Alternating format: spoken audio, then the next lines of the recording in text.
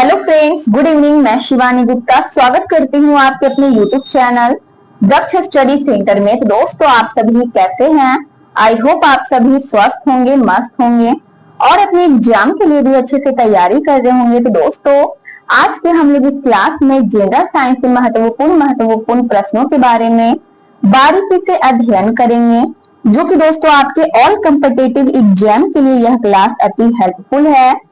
यदि आप Bihar police, group D, NTPC, SSC, BSSC, state या फिर बीपीएससी की तैयारी कर रहे हैं, तो दोस्तों यह क्लास आपके एग्जाम के लिए दोस्तों बहुत ही इंपॉर्टेंट है। इसलिए दोस्तों, आप सभी से निवेदन है कि प्रतिदिन शाम 7 बजे क्लास को आप जरूर से ज्वाइन करें। दोस्तों, वीडियो के अंतिम समय तक अवश्य बने रहें। दोस्तों, बिना समय गवाए आज की क्लास के हम लोग पहले क्वेश्चन की ओर बारीकी से केयर करेंगे। हमारा पहला क्वेश्चन है, ध्यान देंगे कि जीवाणुओं की साधारण आकृति क्या होती है? बताइए, जीवाणुओं की साधारण आकृति इनमें से बताइए कैसी होती है? ए में है दोस्तों छड़ रूपी, बी में है गोल, सी में है सर्कल, डी में है कॉमा रूपी। तो दोस्तों, इस क्वेश्चन का आंसर अपने कमेंट बॉक्स में अवश्य बताने की कोशिश कीजिए। दोस्तों, प्रत्येक क्वेश्चन का आंसर अपने कमेंट बॉक्स में अवश्य बताएं। दोस्तों, इस क्वेश्चन का करेक्ट आंसर बताइए हमारा क्या होगा कि जीवाणुओं की साधारण आकृति इनमें से बताइए क्या होती है? तो इनमें से इस क्वेश्चन का हमारा करेक्ट आंसर है छड़ रूपी, हमारा ए ऑप्शन इस क्वेश्चन का दोस्तों करेक्ट आंसर हो जाएगा। ध्यान देंगे कि जीवाणुओं की साधारण आकृति इनमें से छड़ रूपी होती है। अगला क्वेश्चन है, केयर करेंगे कि वास्तविक केंद्रक अनुपस्थित होता है। बताइए, इनमें से किसमें अनुपस्थित होता है? ए में है दोस्तों कवकों में, बी में है लाइकेंस में, सी में है जीवाणुओं में, डी में है हरे शैवालों में। तो दोस्तों, इस क्वेश्चन का आंसर अपने कमेंट बॉक्स में अवश्य बताने की कोशिश कीजिए, गलत होने से घबराना नहीं है। दोस्तों, बताइए कि वास्तविक केंद्रक अनुपस्थित होता है। बताइए, इनमें से किसमें अनुपस्थित होता है? बताइए, इस क्वेश्चन का करेक्ट आंसर हमारा क्या होगा? तो इनमें से इस क्वेश्चन का सही आंसर है दोस्तों जीवाणुओं में, यानी सी ऑप्शन इस क्वेश्चन का करेक्ट आंसर है कि वास्तविक केंद्रक जीवाणुओं में अनुपस्थित होता है। हमारा सी ऑप्शन इस क्वेश्चन का सही आंसर है। अगला क्वेश्चन है फ्रेंड्स, केयर करेंगे और वीडियो के अंतिम समय तक अवश्य बने रहिए ताकि एग्जाम के लिए आपकी नजरों से एक भी प्रश्न ना छूटे और आप अच्छे से प्रिपेयर हो सके। और दोस्तों, यदि आप इस चैनल को पहली बार विजिट कर रहे हैं तो दोस्तों चैनल को भी अवश्य सब्सक्राइब कर ले ताकि इसी प्रकार के क्लास का नोटिफिकेशन आपके पास जाता रहे। और दोस्तों, ध्यान देंगे मंडे, वेडनेसडे और फ्राइडे को शाम 7 बजे जनरल साइंस का क्लास आप ज्वाइन कर सकते। तो दोस्तों, हमारा अगला क्वेश्चन है, केयर करेंगे कि नाइट्रोजन यौगिकीकरण में निम्नांकित में से कौन सी फसल सहायक है? बताइए, इनमें से कौन सी फसल सहायक है? ए में है दोस्तों चावल, बी में है गेहूं, सी में है फली मीन्स बीन्स, डी में है दोस्तों मकई। तो दोस्तों, इस क्वेश्चन का आंसर अपने कमेंट बॉक्स में अवश्य बताने की कोशिश कीजिए। तो दोस्तों, जल्द से जल्द इस क्वेश्चन का आंसर कमेंट बॉक्स में कमेंट कीजिए। बताइए क्या होगा कि नाइट्रोजन यौगिकीकरण में निम्नलिखित में से कौन सी फसल सहायक है? बताइए, इनमें से कौन सी फसल सहायक है? तो इनमें से इस क्वेश्चन का सही आंसर दोस्तों फली मीन्स बीन्स, हमारा सी ऑप्शन इस क्वेश्चन का दोस्तों करेक्ट आंसर है। ठीक है, इसी प्रकार दोस्तों केयर करेंगे हमारे अगले क्वेश्चन की ओर। हमारा अगला क्वेश्चन है कि निम्नलिखित में से कौन सा रोग जीवाणु के कारण होता है? बताइए, इनमें से कौन सा रोग है फ्रेंड जो जीवाणु के कारण होता है? बताइए, इनमें से कौन सा रोग होगा? बताइए जल्द से जल्द इस क्वेश्चन का करेक्ट आंसर क्या होगा? ए में है दोस्तों चेचक, बी में है पेचिस, सी में है दोस्तों केयर करेंगे इन्फ्लुएंजा या फिर डी में है हैजा। दोस्तों, इनमें से इस क्वेश्चन का सही आंसर हमारा क्या होगा? बताइए अपने कमेंट बॉक्स में। तो इनमें से इस क्वेश्चन का सही आंसर है दोस्तों केयर करेंगे हमारा इनमें से इस क्वेश्चन का राइट आंसर है हैजा, यानी डी ऑप्शन इस क्वेश्चन का करेक्ट आंसर है कि इनमें से कौन सा रोग जीवाणु के कारण होता है? तो दोस्तों हैजा है जो केयर करेंगे हैजा रोग जीवाणु के कारण होता है। डी ऑप्शन हमारा इस क्वेश्चन का सही आंसर है। अगला क्वेश्चन है, केयर करेंगे इसी प्रकार निम्नलिखित में से किसके द्वारा दूध खट्टा होता है, बताइए इनमें से किसके द्वारा दूध खट्टा होता है। दोस्तों जल्द से जल्द इस क्वेश्चन का आंसर अपने कमेंट बॉक्स में अवश्य बताने की कोशिश कीजिए। ए में है दोस्तों प्रोटोजोआ, बी में है बैक्टीरिया, सी में है वायरस, डी में है दोस्तों निमेटोड। तो दोस्तों इस क्वेश्चन का आंसर बताइए कि इनमें से किसके द्वारा दूध खट्टा होता है। दोस्तों यदि आपको इस क्वेश्चन का आंसर मालूम है तो अपने कमेंट बॉक्स में दोस्तों देर न करें आंसर बताने में। अपने कमेंट बॉक्स में फास्ट आंसर बताइए इस क्वेश्चन का करेक्ट आंसर हमारा क्या होगा कि निम्नलिखित में से किसके द्वारा दूध खट्टा होता है। दोस्तों इनमें से इस क्वेश्चन का करेक्ट आंसर है यदि बी ऑप्शन। इस क्वेश्चन का आंसर चूज किए हैं कि बैक्टीरिया के द्वारा दूध खट्टा होता है। तो दोस्तों आपका आंसर बिल्कुल से बिल्कुल सही है। इसी प्रकार दोस्तों बने रहिए वीडियो के अंतिम समय तक और प्रत्येक क्वेश्चन का आंसर अपने कमेंट बॉक्स में अवश्य कमेंट करें। हमारा अगला क्वेश्चन है कि हाइड्रोफोबिया रोग बताइए किसके द्वारा उत्पन्न होता है। हाइड्रोफोबिया रोग दोस्तों बताइए इनमें से किसके द्वारा उत्पन्न होता है। ए में है जीवाणु द्वारा, बी में है कवक द्वारा, सी में है विषाणु के द्वारा, डी में है प्रोटोजोआ के द्वारा। तो दोस्तों इनमें से इस क्वेश्चन का सही आंसर बताइए क्या होगा कि हाइड्रोफोबिया रोग किसके द्वारा उत्पन्न होता है। बताइए इनमें से किसके द्वारा उत्पन्न होता है। तो इनमें से इस क्वेश्चन का सही आंसर बताइए क्या होगा। तो दोस्तों जल्द से जल्द इस क्वेश्चन का आंसर अपने कमेंट बॉक्स में अवश्य बताने की कोशिश कीजिए। तो इनमें से इस क्वेश्चन का सही आंसर है दोस्तों विषाणु द्वारा होता है। हाइड्रोफोबिया रोग इनमें से किसके द्वारा उत्पन्न होता है। तो दोस्तों विषाणु द्वारा उत्पन्न होता है। हमारा ध्यान देंगे सी ऑप्शन इस क्वेश्चन का सही आंसर है। अगला क्वेश्चन है फ्रेंड्स, केयर करेंगे कि शैवालों की कोशिका भित्ति किसकी बनी होती है। बताइए इनमें से किसकी बनी होती है। दोस्तों जल्द से जल्द इस क्वेश्चन का आंसर बताइए अपने कमेंट बॉक्स में कि शैवालों की कोशिका भित्ति बताइए इनमें से किसकी बनी होती है। ए में है दोस्तों काइटिन की बनी होती है, सुबेरिन की बनी होती है, सेलुलोज की या फिर दोस्तों क्यूटेन की। तो दोस्तों इस क्वेश्चन का सही आंसर अपने कमेंट बॉक्स में अवश्य बताने की कोशिश कीजिए। इस क्वेश्चन का सही आंसर हमारा क्या होगा कि शैवालों की कोशिका भित्ति किसकी बनी होती है। दोस्तों केयर करेंगे इनमें से इस क्वेश्चन का करेक्ट आंसर है दोस्तों यदि सी ऑप्शन। इस क्वेश्चन का आंसर चूज किए हैं अपने कमेंट बॉक्स में बताए हैं कि शैवालों की कोशिका भित्ति सेलुलोज की बनी होती है। दोस्तों आपका आंसर बिल्कुल से बिल्कुल सही है। इसी प्रकार फ्रेंड्स प्रत्येक क्वेश्चन का आंसर अपने कमेंट बॉक्स में अवश्य बताने की कोशिश कीजिए। अगला क्वेश्चन है फ्रेंड्स, केयर करेंगे कि चावल की फसल के लिए जैव उर्वरक का कार्य करता है। इनमें से बताइए चावल की फसल के लिए बताइए फ्रेंड्स जैव उर्वरक का कार्य करता है नील हरित शैवाल या फिर बी में दोस्तों राइजोबियम। केयर करेंगे राइजोबियम स्पीसीज या फिर दोस्तों सी में है कवक मूल कवक या फिर डी में दोस्तों केयर करेंगे एजेटोबैक्टर स्पीसीज। दोस्तों इस क्वेश्चन का आंसर बताइए कि चावल की फसल के लिए जैव उर्वरक का कार्य इनमें से बताइए कौन करता है। दोस्तों इस क्वेश्चन का आंसर अपने कमेंट बॉक्स में फास्ट आंसर बताइए क्या होगा। तो इनमें से इस क्वेश्चन का सही आंसर है फ्रेंड्स नील हरित शैवाल। ध्यान देंगे कि चावल की फसल के लिए जैव उर्वरक का कार्य इनमें से नील हरित शैवाल करता है। हमारा ए ऑप्शन इस क्वेश्चन का राइट आंसर है। अगला क्वेश्चन है केयर करेंगे कि वृक्षों की छालों पर उगने वाले कवक इनमें से बताइए क्या कहलाते हैं। दोस्तों जल्द से जल्द इस क्वेश्चन का आंसर अपने कमेंट बॉक्स में बताइए कि वृक्षों की छालों पर उगने वाले कवक इनमें से बताइए क्या कहलाते हैं। ए में दोस्तों कार्टिकोलस कहलाते हैं या फिर ब्यूफिलस कहलाते हैं, सेक्सिकोलस कहलाते हैं या फिर दोस्तों ध्यान देंगे कोप्रोफिलस कहलाते हैं। तो दोस्तों बताइए इनमें से क्या कहलाते हैं। दोस्तों अति हेल्पफुल क्वेश्चन है आपके ऑल कॉम्पिटिटिव एग्जाम के लिए कि वृक्षों की छालों पर उगने वाले कवक इनमें से बताइए क्या कहलाते हैं। तो इनमें से इस क्वेश्चन का सही आंसर दोस्तों कार्टिकोलस कहलाते हैं। यदि ए पर इस क्वेश्चन का आंसर आप चूज किए हैं कि वृक्षों की छालों पर उगने वाले कवक इनमें से कार्टिकोलस कहलाते हैं यानी ए ऑप्शन। दोस्तों आपका आंसर बिल्कुल सही है। इसी प्रकार दोस्तों बने रहिए वीडियो के अंतिम समय तक ताकि एग्जाम के लिए आपके नजरों से एक भी प्रश्न ना छूटे और आप अच्छे से प्रिपेयर हो सके।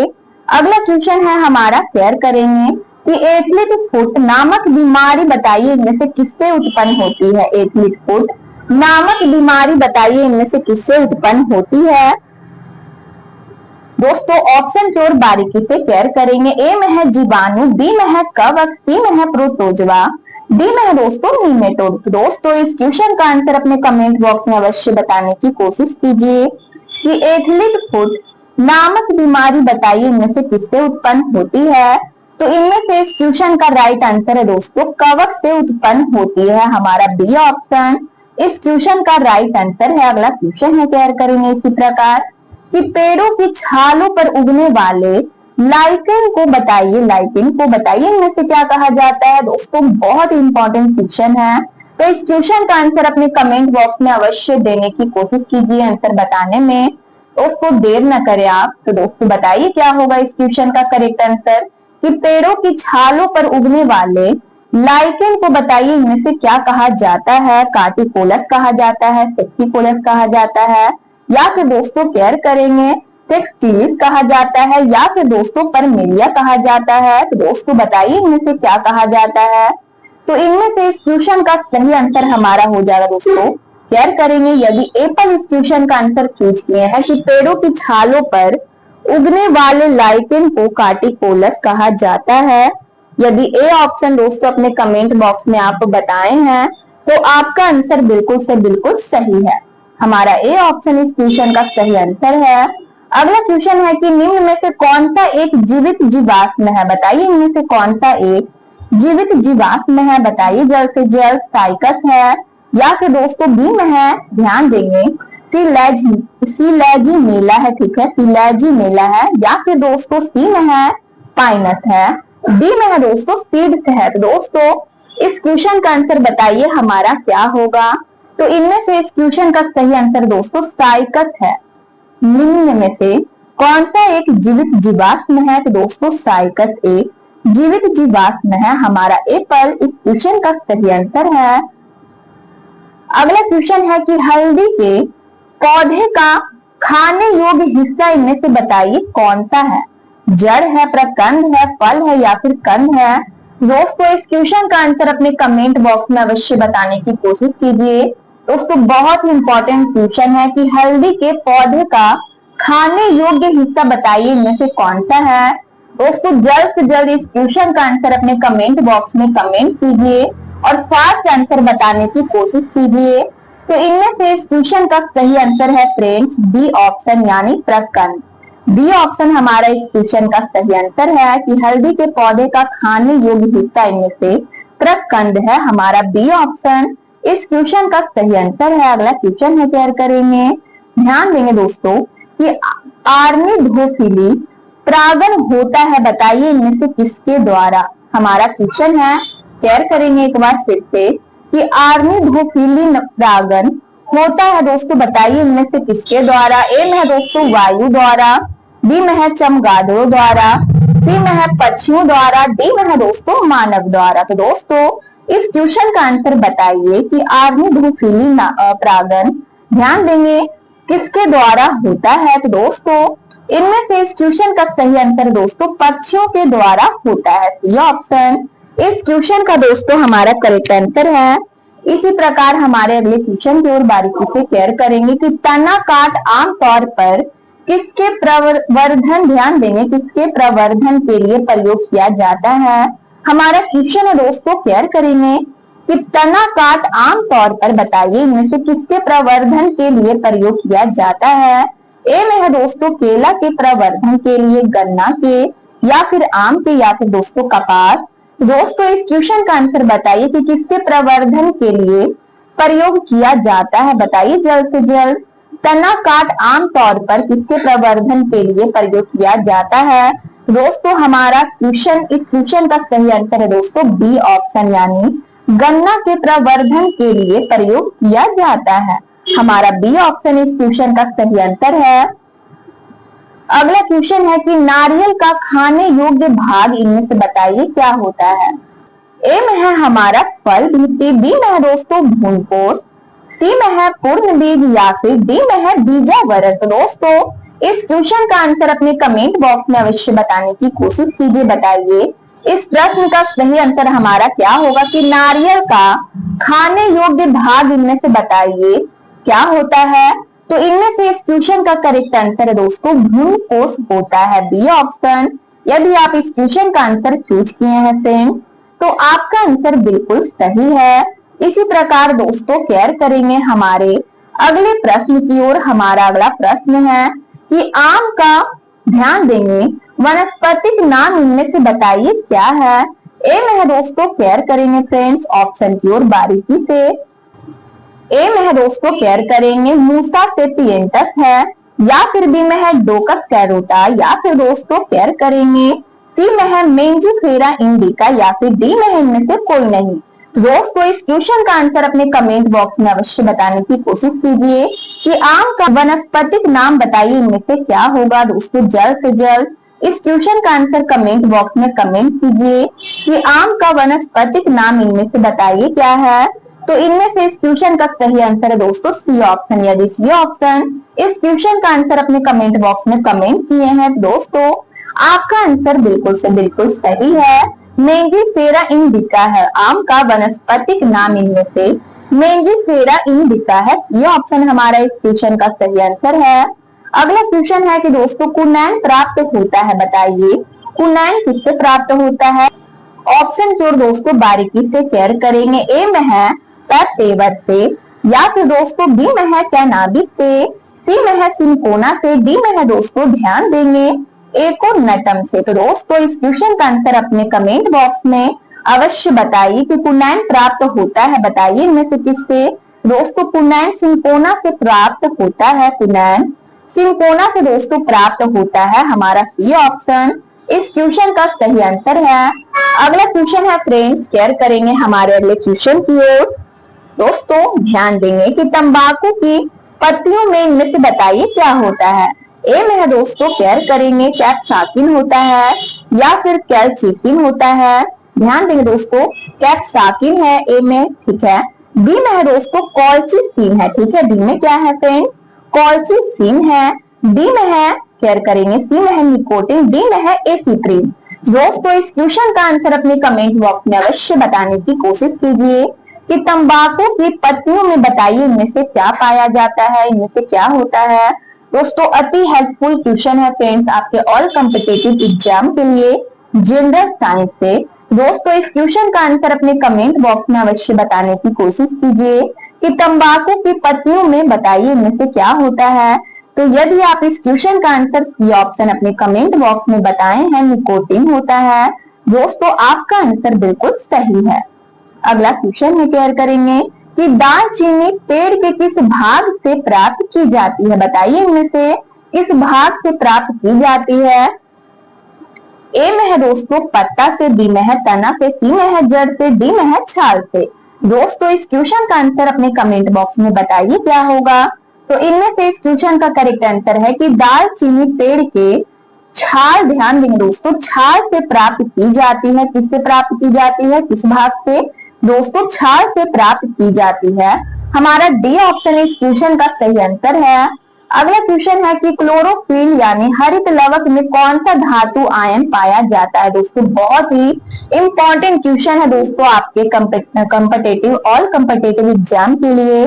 दोस्तों इस क्वेश्चन का आंसर अपने कमेंट बॉक्स में अवश्य बताने की कोशिश कीजिए कि क्लोरोफिल में हरित लवक में कौन सा धातु आयन पाया जाता है। ए में है दोस्तों लोहा, बी में है मैग्नीशियम, सी में है जस्ता, डी में है कोबाल्ट। दोस्तों इस क्वेश्चन का आंसर अपने कमेंट बॉक्स में अवश्य बताने की कोशिश कीजिए कि क्लोरोफिल मीन्स हरित लवक में बताइए इनमें से कौन सा धातु आयन पाया जाता है। दोस्तों केयर करेंगे इनमें से इस क्वेश्चन का सही आंसर दोस्तों मैग्नीशियम पाया जाता है, बी ऑप्शन इस क्वेश्चन का सही आंसर है। अगला क्वेश्चन है केयर करेंगे कि प्रकाश संश्लेषण में पौधे कौन सी गैस का अवचूषण करते हैं, बताइए इनमें से कौन सी गैस का अवचूषण करते हैं। हाइड्रोजन का, ऑक्सीजन का, नाइट्रोजन का, या फिर कार्बन डाइऑक्साइड का। दोस्तों इस क्वेश्चन का भी आंसर यदि आप अपने कमेंट बॉक्स में नहीं बताते हैं फ्रेंड, दोस्तों बहुत ही अफसोस वाली बात है कि प्रकाश संश्लेषण में पौधे कौन सी गैस का अवशोषण या फिर दोस्तों अवशोषण करते हैं, बताइए इनमें से कौन सी गैस का। दोस्तों बहुत ही इंपॉर्टेंट क्वेश्चन है, तो दोस्तों इस क्वेश्चन का आंसर अपने कमेंट बॉक्स में अवश्य बताने की कोशिश कीजिए। तो दोस्तों इनमें से इस क्वेश्चन का सही आंसर है कार्बन डाइऑक्साइड का। दोस्तों केयर करेंगे डी ऑप्शन इस क्वेश्चन का सही आंसर है। तो दोस्तों केयर करेंगे इसी प्रकार हमारे अगले क्वेश्चन की ओर कि प्रकाश संश्लेषण का प्रथम स्थिर यौगिक इनमें से बताइए क्या है। ए में है दोस्तों केयर करेंगे फास्फोलिसरिक अम्ल है, बी में है स्टार्च है, सी में है दोस्तों ग्लूकोज है, डी में है केयर करेंगे डाइफास्फोलिसरिक अम्ल है। दोस्तों इनमें से इस क्वेश्चन का करेक्ट आंसर बताइए क्या होगा कि प्रकाश संश्लेषण का प्रथम स्थिर यौगिक इनमें से बताइए क्या है। तो इनमें से इस क्वेश्चन का सही आंसर है दोस्तों केयर करेंगे फास्फोलिसरिक अम्ल है। ध्यान देंगे कि प्रकाश संश्लेषण का प्रथम स्थिर यौगिक इनमें से क्या है फ्रेंड, तो फास्फोलिसरिक अम्ल है हमारा एप्पल। इस क्वेश्चन का दोस्तों बिल्कुल से बिल्कुल सही आंसर हो जाएगा। इसी प्रकार दोस्तों केयर करेंगे हमारे अगले क्वेश्चन की ओर कि पौधों की लंबाई में वृद्धि के लिए आवश्यक नहीं है, बताइए इनमें से कौन आवश्यक नहीं है। पौधों की लंबाई में वृद्धि के लिए आवश्यक इनमें से बताइए कौन नहीं है। सोडियम नहीं है, कैल्शियम, नाइट्रोजन या फिर फास्फोरस। तो इनमें से इस क्वेश्चन का सही आंसर बताइए हमारा क्या होगा। दोस्तों सोडियम आवश्यक नहीं है हमारा एप्पल इस क्वेश्चन का करेक्ट आंसर है। दोस्तों कोशिश कीजिए कि प्रत्येक क्वेश्चन का आंसर अपने कमेंट बॉक्स में अवश्य बताने की कोशिश करें फ्रेंड, गलत होने से घबराना नहीं है। दोस्तों हमारा अगला क्वेश्चन है केयर करेंगे कि अग्नि निर्जा रोग बताइए इनमें से किससे संबंधित है। सेब से, नारंगी से, अंगूर से या फिर नारियल से।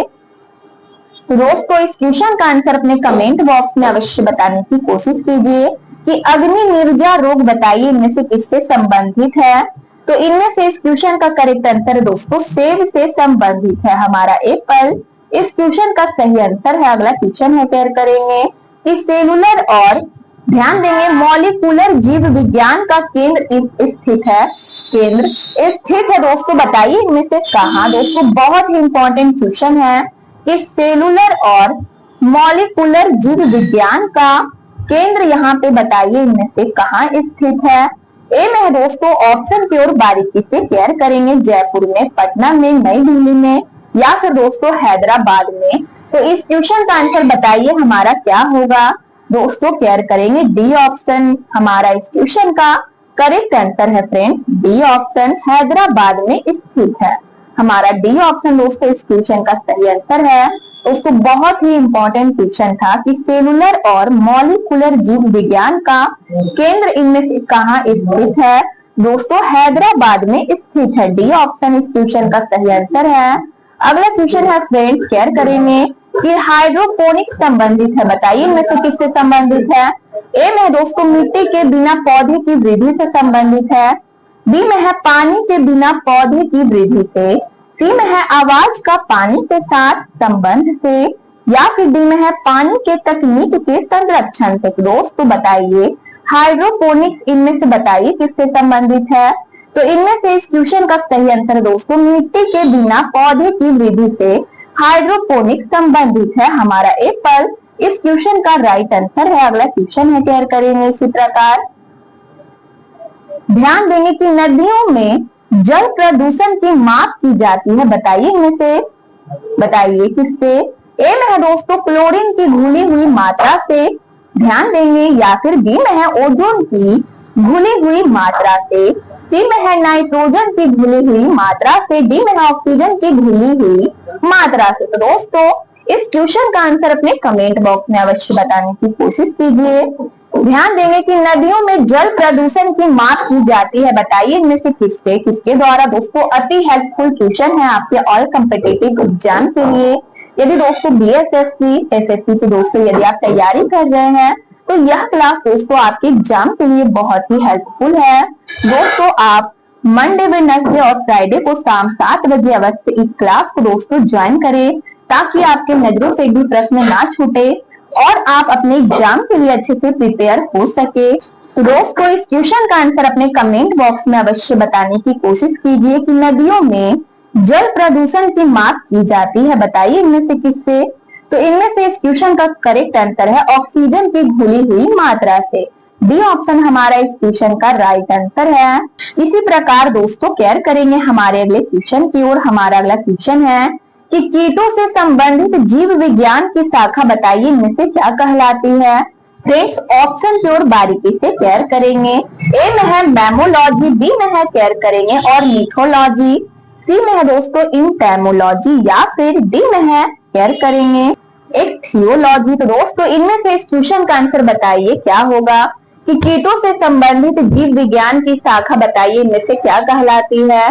तो इनमें से इस क्वेश्चन का राइट आंसर है मैमोलॉजी कहलाती है हमारा। केयर करेंगे ए ऑप्शन दोस्तों इस क्वेश्चन का करेक्ट आंसर है मैमोलॉजी कहलाता है। अगला क्वेश्चन है फ्रेंड, केयर करेंगे क्वेश्चन की ओर कि अमीबा का प्रचलन अंग इनमें से बताइए क्या है। सीलिया है या फिर दोस्तों फ्लैजिला है, फुटपाद है या फिर दोस्तों टेंटेकल्स है।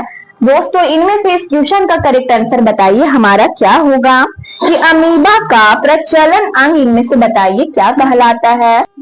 तो दोस्तों इस क्वेश्चन का आंसर अपने कमेंट बॉक्स में अवश्य बताने की कोशिश कीजिए कि अमीबा का प्रचलन अंग इनमें से बताइए क्या कहलाता है। तो इनमें से इस क्वेश्चन का सही आंसर दोस्तों कुटपाद कहलाता है हमारा सी ऑप्शन इस क्वेश्चन का दोस्तों बिल्कुल से बिल्कुल सही आंसर है। दोस्तों आज के हमारा यह क्लास का दोस्तों केयर करेंगे लास्ट प्रश्न था। दोस्तों यदि आप इस चैनल को पहली बार विजिट कर रहे हैं फ्रेंड तो चैनल को अवश्य सब्सक्राइब कर ले, बेल आइकन कॉल में प्रेस कर ले, वीडियो को लाइक करना ना भूले, अपने स्टडी ग्रुप में जरूर से शेयर कर ले। कमेंट बॉक्स में आप लोग अपनी प्रतिक्रिया देते रहते हैं, इसलिए आप सभी को दिल से धन्यवाद।